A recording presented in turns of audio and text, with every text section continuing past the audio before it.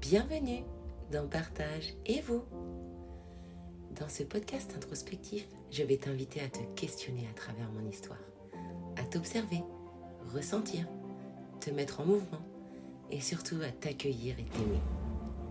Explorer toutes tes facettes et ton impermanence, mais aussi laisser la place à la partie sombre, obscure ou confuse qui est en toi parfois. Elle est tellement importante. Libère cette voix intérieure qui a envie de s'exprimer. Accepte tes émotions, elles sont passagères. Laisse-toi être, même si tu es rempli de doutes, de paradoxes, de contradictions, sujet à la procrastination et l'autosabotage. Tu n'es pas que cela, rien n'est figé, tout change. Tu es juste humain et c'est parfait comme ça. Ensemble, nous allons chercher notre identité afin de mieux vivre avec nous et les autres.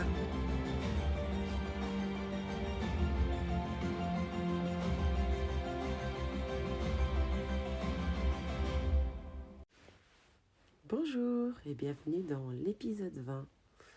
Aujourd'hui, l'épisode se nomme l'accident. Pourquoi ce titre ? Parce que lundi, j'ai eu un accident de voiture. Et cela m'a poussé à réfléchir. Et en fait, la vie te ramène à des situations, des expériences ou des personnes pour te montrer et te faire comprendre que tu n'es pas sur ton chemin.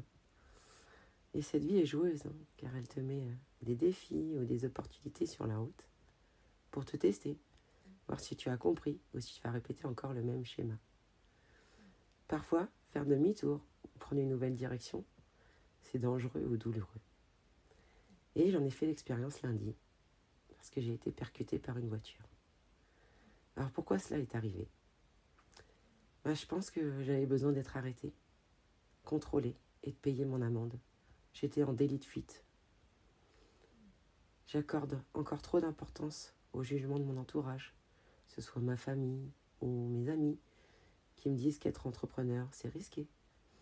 Aux obligations de l'État, notamment ma conseillère Pôle emploi qui me dit que je dois trouver un vrai travail pour manger et que le coaching, c'est un rêve. Et du coup, ça me fait me sentir incomprise, à part, rejetée ou dans la peur du manque. Mais la vie des autres, ce n'est que la vie des autres. Et vouloir satisfaire leurs besoins, leurs projections et leur sentiment de sécurité, ça peut te mettre en danger. J'ai eu l'accident car j'étais trop dans le mental. La peur de l'échec et du jugement des autres. Cet accident est un cadeau de la vie. Ça m'a permis de comprendre que depuis un mois, j'avais fait des choix par manque, par peur, et non par envie ou en accord avec mes besoins. Je me suis occupée avec des urgences et non plus mes importants. J'avais réalisé des objectifs puissants, comme sortir de mon burn-out, ma dépression. J'ai suivi des formations pour ma réorientation professionnelle. J'ai créé mon entreprise de coaching, mon programme Un corps au rêve. J'ai réussi ma transformation physique, ma perte de poids, et j'ai compris mon corps, mon métabolisme. J'étais à l'écoute de mon cœur, de mon corps, plutôt que de mon mental et ma raison. Et ça m'a amené à faire des choses pour moi, être en accord avec mes valeurs et mes besoins. Mais ce que je n'avais pas anticipé, c'était l'après-réalisation de tous ces objectifs et ces rêves. J'avais un plan d'action et les étapes pour atteindre ces objectifs et mon ambition, mais aucun filet après le grand saut. En plus, j'ai mis beaucoup moins de temps que prévu à réaliser tout ce que je devais réaliser. Donc je me suis sentie vide d'un coup. Je n'avais plus d'essence. J'ai quitté mon véhicule car il ne pouvait plus rouler. Je n'avais plus ma ceinture de sécurité. Je ne roulais plus et d'un coup, j'avais besoin de passagers. En gros, je manquais de sécurité. Je manquais d'activité, d'utilité et de social.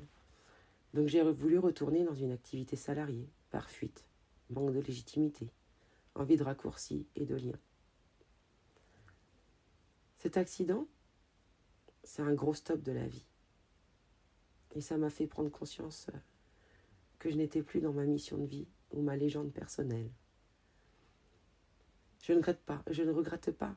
Et on a tous le droit d'expérimenter, de jauger et de réaliser qu'on a fait fausse route. L'important est de le voir avant l'accident. De ne pas rester dans ce bouchon trop longtemps afin de ne pas stagner, s'énerver, s'épuiser et endommager notre véhicule qui est notre corps, notre GPS qui est notre cœur et notre carburant qui est notre esprit. J'ai longtemps voulu que mon corps ait une superbe carrosserie. Ça m'a généré des troubles alimentaires, des addictions et de la dépression. Je le comparais sans cesse, me jugeais et culpabilisais. Je voulais aussi qu'il ait un moteur puissant et rapide, parce que j'avais une mécanique de précision, un cerveau en arborescence et une capacité de compréhension ou d'anticipation indéniable. Et surtout, je savais que le compteur allait vite. Mon temps sur cette terre était limité. Mais aller trop vite coûte cher. On se fait flasher. On risque de perdre son permis. Ou, pire, l'accident. Aujourd'hui, j'ai décidé de me redonner le permis de vivre et celle d'être celle que je suis pleinement. Quand la voiture elle est en panne, que fait-on? On l'emmène au garage, on la répare pour la réutiliser, retrouver l'autonomie et reprendre la route.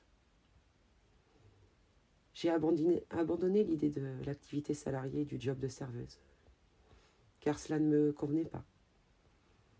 Ça n'était pas écologique pour moi et ça nuisait à mon bien-être, parce que je manquais de temps pour moi. Je manquais de temps à mon activité de coaching, à ma famille. Et je me sens libérée, car c'est ma décision et ma responsabilité. Abandonner, renoncer ou changer d'avis, c'est agir et non échouer. Quand tu es à vide d'une pâtisserie et qu'il y a trop de monde chez ton boulanger préféré, tu vas ailleurs ou tu ne prends pas de gâteau, non? Alors c'est pas toujours facile de choisir l'itinéraire, de prendre cette route et de s'installer dans la voiture. Parfois le siège est baqué en mode conduite sportive et pas toujours agréable. Parfois le siège est vieux ou usé, confortable car il a pris la forme de mon corps, mais il me fait m'enliser et j'ai du mal à en sortir, ce qui m'amène au pilote automatique. Et à l'image de la voiture, la boîte automatique est reposante, confortable et passe les vitesses pour nous. Et revenir sur une boîte manuelle n'est pas toujours aisé. Cela demande un effort et de réapprendre à passer les vitesses sans caler ou avoir des à-coups. Au bout d'un moment, la conduite redevient fluide et le changement de vitesse n'est plus apparent mais maîtrisé. Et c'est là que je voulais t'emmener aujourd'hui. Est-ce que tu es en mode boîte auto ou boîte manuelle en ce moment? Parfois, on a besoin de réapprendre à apprendre. On se dit souvent, oui mais je sais ça, j'ai déjà vu, déjà lu ou vécu ça. Donc on zappe et on passe à autre chose. Ce qui persiste résiste, on dit. Si tu retombes sur le même article, le même genre de personne ou de situation, c'est peut-être que tu as quelque chose encore à travailler. Ce à quoi tu fais face s'efface. Et plus tu iras chercher tes peurs, plus tu prendras en compte tes doutes et tes émotions, plus tu te reconnecteras à toi-même, à ton environnement et ta mission de vie. Tu pourras te permettre au lieu de t'interdire. Aujourd'hui, je m'autorise à être, à changer d'avis, à me tromper. Et je t'en fais part pour nous aider mutuellement. Ce n'est pas parce que je suis coach que je suis parfaite. Je pense que te parler et te partager mes échecs ou mes réussites, qui ne sont qu'interprétations de ma part, car cela n'est qu'expérience avant tout, m'aide profondément à devenir humble, renforce ma résilience, mes forces et mon potentiel.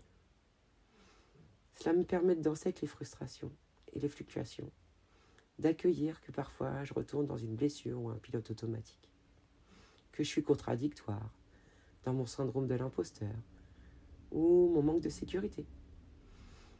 Mais c'est ce qui me permet aussi de contribuer au monde et d'être lumineuse ou inspirante. J'ai appris aussi que je retournais dans des choses désagréables quand je n'écoutais pas mon rythme et mes lois internes. Que je ne prenais pas le temps pour intégrer les choses. Que je restais en surface et dans la compréhension puis la digestion, mais pas l'intégration. Je ne respectais pas les cycles. Et la vie, c'est ça. Ce n'est que cycle. Phase de mouvement, phase de repos. Et prendre le temps pour chaque phase, ça permet de se respecter, d'avancer et de s'aimer. Comment savoir quand on change de phase? Écoute ton cœur, ton corps, ton esprit. Et si tu as besoin que je t'accompagne sur cette voie, que tu sens que tu n'arrives pas à trouver tes réponses, de la clarté, tes valeurs, que tu as l'impression de ne plus savoir qui tu es, que tu ne trouves plus de sens ou que tu n'as plus d'objectif, que ton conscient sait mais que ton inconscient te sabote, contacte-moi sur les réseaux sociaux ou mon site internet pour un coaching ou un accompagnement, ou qu'on fasse un appel découverte. Je te mettrai les liens dans le descriptif de l'épisode. Voilà, c'était l'épisode du jour. Alors, je suis désolée parce que j'ai encore un peu la voix prise et ma gorge siffle.